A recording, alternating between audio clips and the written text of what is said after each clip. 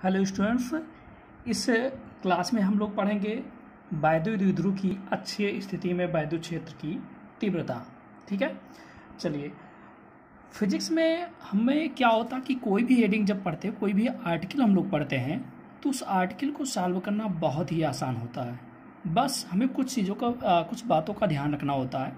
सबसे पहली बात, आर्टिकल को तैयार करते वक्त हमें पहले समझना चाहिए ये क्वेश्चन क्या कह रहा है, हेडिंग हमारी क्या है। इस हेडिंग को हम पहले समझते हैं और जब हमें हेडिंग समझ में आ जाता तो उसके अकॉर्डिंग हम चित्र बनाने की कोशिश करते हैं और जब चित्र आ जाता है समझ में तो आर्टिकल बड़े आराम से सॉल्व हो जाता है। आर्टिकल्स बहुत सारे स्टूडेंट्स को सॉल्व तैयार नहीं हो पाता, उसका कारण वो चित्र नहीं याद करते हैं, चित्र को नहीं समझते हैं। कुछ लोग केवल रट डालते हैं कि चित्र ऐसे बनाया गया, जबकि आपको समझना है चित्र। और चित्र कहाँ समझेंगे? इसी हेडिंग से समझेंगे। और साथ ही साथ उस चित्र को हमें पिछले टॉपिक जो हम लोगों ने पढ़ा है उसकी सहायता से ही बना सकते हैं। ठीक है, चलिए हम पढ़ते हैं। वैद्युत द्विध्रुव। वैद्युत द्विध्रुव पहला शब्द मिला, तुम्हें पता होना चाहिए वैद्युत द्विध्रुव किसे कहते हैं। तो हम लोगों ने पढ़ा था जब दो बराबर परंतु विपरीत प्रकार के आवेश, मतलब अगर यहाँ पर प्लस क्यू है यहाँ पर माइनस क्यू मान लेते हैं। जब दो बराबर परंतु विपरीत प्रकार के आवेश एक दूसरे से अल्प दूरी पर होते हैं, इस दूरी को मान लेते हैं 2l। याद होगा आपको, हमने कहा था दूरी 2l मानी जाती है। क्यों 2l मानी जाती है उसका भी मतलब आपको समझ में आ जाएगा। ठीक है, तो वैद्युत द्विध्रुव किसे कहते हैं? जिसमें दो बराबर परंतु विपरीत प्रकार के आवेश एक दूसरे से बहुत अल्प दूरी पर स्थित होते हैं। ठीक है, आगे बढ़ते हैं कि अक्षीय स्थिति में। अक्षीय स्थिति मतलब क्या होता है? इसी लाइन के सीध में, ये जो लाइन मिलाई गई है इसी लाइन को के सीध में, चाहे इधर की बात करें हम चाहे इस साइड की बात करें। ठीक है, अक्षीय स्थिति में वैद्युत क्षेत्र की तीव्रता। तो वैद्युत क्षेत्र हमें समझ में आना चाहिए। वैद्युत क्षेत्र क्या होता है? हम लोगों ने पढ़ा था E बराबर F अपान Q होता है। E बराबर F अपान Q जीरो आप लोगों ने पढ़ा होगा, याद होगा, equal to F upon Q zero या Q जो भी हमने लिखा होगा उस समय। ठीक है, तो यानी ये हमें फाइंड करना है। ठीक, देखिए फिर इसमें अच्छी स्थिति का मतलब हमने बता दिया कि इसी लाइन में। तो अब हम क्वेश्चन के हेडिंग के अनुसार फिर से चलते हैं। वैद्युत द्विध्रुव की अच्छी स्थिति में, वैद्युत द्विध्रुव बना लिया हमने। इस वैद्युत द्विध्रुव की अच्छी स्थिति में मध्य बिंदु O से R दूरी पर एक बिंदु मान लेते हैं P है, जहां पर हमें वैद्युत क्षेत्र की तीव्रता ज्ञात करनी है। ठीक है, तो इसकी थ्योरी कैसे लिखेंगे एक बार फिर से देखते हैं। माना AB कोई वैद्युत द्विध्रुव है जिसका मध्य बिंदु O तथा जिसकी लंबाई 2l है।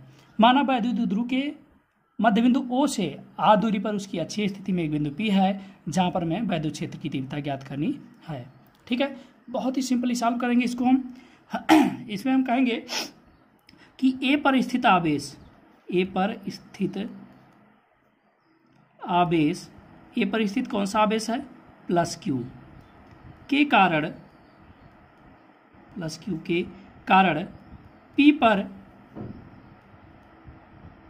वैद्युत क्षेत्र की तीव्रता। ठीक है, देखिए पूरे वैद्युत द्विध्रुव के कारण एक साथ हम नहीं ज्ञात कर सकते हैं। हम एक बार इसके कारण ज्ञात करेंगे, एक बार इसके कारण ज्ञात करेंगे। ठीक है, और इसके कारण जब ज्ञात करते हैं तो हम इसे E1 मान लेते हैं। E1 बराबर हम लोगों ने क्या पढ़ा है फार्मूला, इसको हल करके हम लोगों ने फार्मूला पढ़ा था 1/4 पाई एप्सिलॉन 0 इंटू Q/R²। आप याद कीजिए कि किसी एक बिंदु आवेश के कारण किसी बिंदु पर वैद्युत क्षेत्र की तीव्रता कुछ ऐसा हमें प्राप्त हुआ था। R का मतलब क्या होता है? दूरी। तो दूरी हमें देखना है, यहाँ से अगर हम इसकी दूरी देखेंगे तो कितना है। हमने जिस तरह से चित्र में माना है, देखिए यहाँ से इसकी दूरी R है, यहाँ से इसकी दूरी L है, तो यानी ये टोटल दूरी हमारी कितनी हो जाएगी? R प्लस L हो जाएगी। तो यहाँ पर हम R नहीं लिखेंगे, R प्लस L का होल स्क्वायर लिखेंगे। ठीक है, एक बार फिर से देखिए, यहाँ से मध्य बिंदु से इसकी दूरी कितनी है हमने माना है? R माना है। ठीक है, और यहाँ से इसकी दूरी कितनी है? L है। तो अगर इस A से ज्ञात करना चाहेंगे तो R प्लस L हो जाएगा कि नहीं हो जाएगा? दोनों को हम जोड़ लेंगे तभी टोटल दूरी निकल पाएगी। तो ये हमने लिख लिया। ठीक है, इसकी दिशा किधर होगी? क्योंकि एक सदिश राशि है, तो अगर ये पॉजिटिव है, जिस बिंदु पर हमें ज्ञात करना होता है वहाँ पर भी धन परीक्षण आवेश माना जाता है। तो अगर यहाँ धन परीक्षण आवेश है तो ये भी प्लस है, ये भी प्लस है, प्लस प्लस प्रतिकर्षित करता है, यानी E1 की दिशा बाहर की ओर हो गई। फिर इसी प्रकार से सॉल्व करेंगे। B पर स्थित आवेश के कारण P पर वैद्युत क्षेत्र की तीव्रता E2 इक्वल टू कितना हो जाएगा, सेम वही फॉर्मूला फिर लगाएंगे 1/4πε0, क्योंकि ये फॉर्मूला हम लोगों ने पहले ही पढ़ लिया है कि कोई भी एक आवेश है अगर उसके कारण किसी दूसरे बिंदु पर वैद्युत क्षेत्र की तीव्रता हमें ज्ञात करनी है तो हम इस फॉर्मूले का प्रयोग कर सकते हैं। इंटू क्यू बटे आर स्क्वायर, आर मतलब दूरी का स्क्वायर, तो यहाँ माइनस क्यू से यानी बी पर स्थित जो आवेश है यहाँ से इसकी दूरी कितनी है, पी की दूरी, तो अगर हम ध्यान देंगे तो ये टोटल दूरी कितनी थी, आर थी, ये दूरी कितनी है हमारी, यल है, तो ये दूरी कितनी बचेगी, अगर हम इस आर में से इस यल को घटा देंगे तो ये दूरी बचेगी, यानी हम यहाँ पर लिख सकते हैं आर माइनस यल का होल स्क्वायर। ठीक है, इसकी दिशा की बात करें तो देखिए ये निगेटिव है, यहाँ पर कौन सा आवेश आएगा, धन परीक्षण आवेश हमेशा माना जाता है, तो ये प्लस में और ये माइनस में, यानी ये माइनस वाला इसे क्या करेगा, आकर्षित करेगा, तो E2 की दिशा क्या होगी, इधर की तरफ हो गई, बी की तरफ हो गई। ठीक है, हम कहेंगे इसलिए बिंदु P पर परिणामी वैद्युत क्षेत्र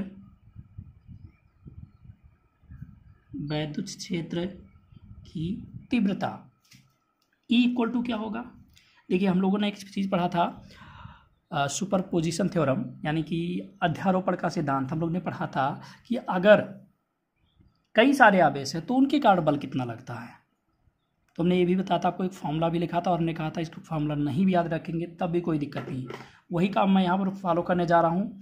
देखिए बिंदु P पर दो वेक्टर काम कर रहे हैं, जब किसी बिंदु पर दो वेक्टर कार्य करते हैं, दोनों विपरीत दिशा में कार्य करते हैं, तो उनका परिणामी ज्ञात करने के लिए हमें घटाना पड़ता है, क्या करना पड़ता है, घटाना पड़ता है।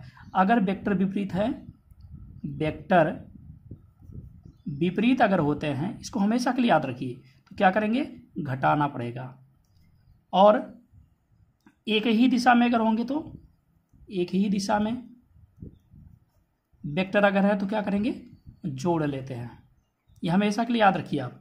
ठीक है, यहाँ पर हम देख रहे हैं विपरीत दिशा में, अब घटाना है तो किस में से किसको घटाएंगे, बड़े में से छोटे को घटाएंगे।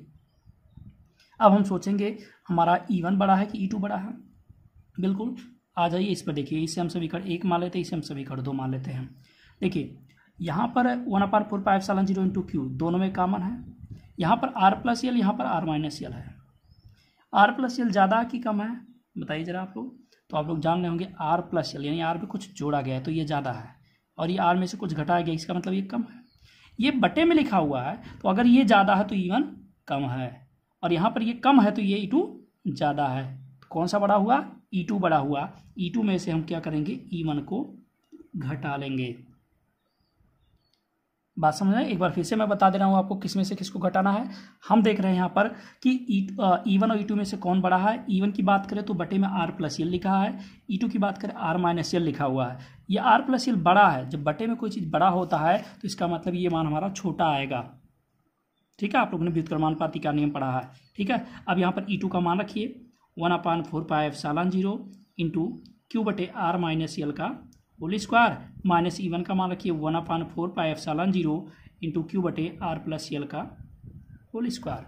ठीक है, इसे थोड़ा कैलकुलेट करते हैं, कैलकुलेट करके देखते हैं क्या आएगा। Q/4πε0 हमारा कॉमन है, कॉमन ले लिया, 1/r माइनस यल का होल स्क्वायर बचा, माइनस 1/r प्लस यल का होल स्क्वायर बचा। ठीक है, ये हमारे पास हो जाएगा Q/4πε0। इसे कैसे हल करें इसे हल करने के लिए हमने हाई स्कूल के में मैथ पढ़ाया था और हमने कहा था आप लोग जरूर देखिएगा उस वीडियो को, ये LCM कैसे लेते हैं। चलिए अगर आपने देखा तो ठीक है, नहीं देखे हैं तो यहाँ पर सीखने की कोशिश कीजिए।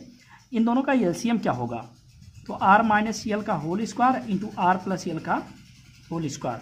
ठीक है, इसका गुणा इसके साथ कर देंगे तो r प्लस यल का whole square minus r minus यल का होल स्क्वायर, ये हमारे पास हो गया Q/4πε0 ब्रैकेट में। ये हमारा देखिए a² minus b², a² minus b² जैसा बन रहा है कि नहीं बन रहा है, जब इस प्रकार से बन रहा है तो एक बार दोनों को जोड़ लीजिए, r माइनस यल, एक बार घटा लीजिए यानी r प्लस यल माइनस r प्लस यल, जब इसमें से इसको घटाएंगे तो अंदर का चिन्ह बदल जाएगा, और यहाँ भी r² माइनस यल² हम लिख सकते हैं और होल स्क्वायर लिख दिया हमने। यहाँ पर देखिए कुछ कट रहा है, यल से यल कट रहा है, यहाँ की बात करें तो r से r कट रहा है। ठीक है, चलिए आगे देखते हैं क्या बचा है।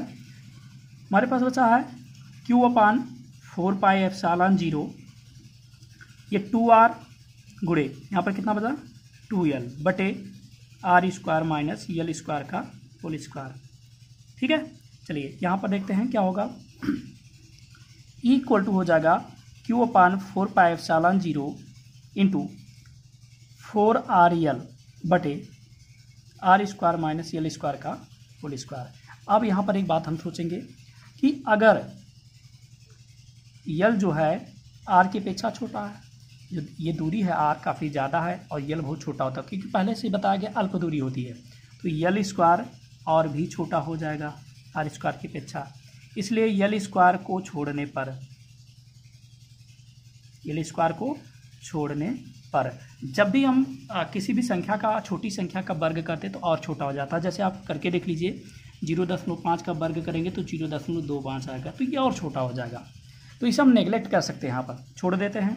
तो इक्वल टू हो जाएगा q/4 pi epsilon 0 into 4rl बटे, देखिए अगर हम यल स्क्वायर को छोड़ें तो r स्क्वायर का होल स्क्वायर यानी r की पावर 4 बचेगा, इसे कैंसिल कर देंगे, 3 हो जाएगा 1/4 पाई एप्सिलॉन 0 इंटू 4ql, इस q को यहाँ पर हमने लिख दिया बटे r3, इसे लिख सकते हैं 1/4 पाई एप्सिलॉन 0 इंटू 2ql बटे r3। इसे लिखा जा सकता है 1/4 पाई एप्सिलॉन 0 इंटू 2ql को हम लोगों ने पढ़ा था p वैद्युत ध्रुव आघूर्ण जिसे कहते हैं, बटे r3 इक्वल टू हमारा ये फॉर्मूला फाइंड हो गया, और यही हमारा वैद्युत ध्रुव की अच्छी स्थिति का फॉर्मूला है। ठीक है, चलिए एक बार हम खूब जल्दी से इसे फिर से एक बार रिवाइज कर दे रहे हैं कि ए पर स्थित आवेश के कारण बिंदु पी पर वैद्युत क्षेत्र की तीव्रता E1 का मान हमने इतना निकाल लिया। बी पर स्थित आवेश के कारण बिंदु पी पर वैद्युत क्षेत्र की तीव्रता E2 का मान निकाल लिया। बिंदु पी पर जो E1 और E2 है, इन दोनों की दिशा को हमने डिफाइन कर दिया, दिखा दिया। अब बिंदु पी पर परिणामी तीव्रता अगर निकालना चाहेंगे तो यहाँ पर हम देख रहे हैं E1 और E2 विपरीत दिशा में है, इसलिए इन दोनों को घटाना पड़ेगा, बड़े में से छोटे को घटाना पड़ेगा। बड़ा कौन है, छोटा कौन है, जिसके हर में बड़ा मान लिख रखा गया वो छोटा है। यहाँ पर देख रहे हैं r+l ये बड़ा है तो छोटा हो जाएगा E1 का मान, इसलिए हम E2 में से घटाएंगे। और घटाते हुए जा रहे थे, यहाँ पर हमें एलसीएम लेना पड़ा। एलसीएम लेने के बाद यहाँ वर्गांतर का सूत्र लगाया गया है। ठीक है, मैं यहाँ थोड़ा सा लिख भी दे रहा हूँ, कौन सा सूत्र लगा है, वर्गांतर का सूत्र यहाँ पर लगा हुआ है। ठीक है, यहाँ पर एक कंडीशन लगाया गया, यहाँ 2ql को p लिखा गया वैद्युत ध्रुव आघूर्ण, ये हमें सूत्र प्राप्त होगा। बहुत ही इंपॉर्टेंट है आपके बोर्ड परीक्षा के लिए, जरूर इसे तैयार कीजिएगा। और जब आपका क्लियर हो जाएगा तो आप हमको कमेंट बॉक्स में बताइएगा, फिर हम इसका निरक्षी स्थिति सॉल्व करके आपको हम देते हैं। ठीक है, आपको दिखाते हैं, इसका जो नोट्स है आपको डिस्क्रिप्शन में मिल जाएगा, वहाँ से आप देख सकते हैं और इसका नोट जरूर बना लीजिएगा। कैलकुलेशन मैंने पूरा कर दिया, केवल 4 या 5 लाइन हमने यहाँ पर थ्योरी नहीं लिखा है। ठीक है, चलिए बस आज इतना ही।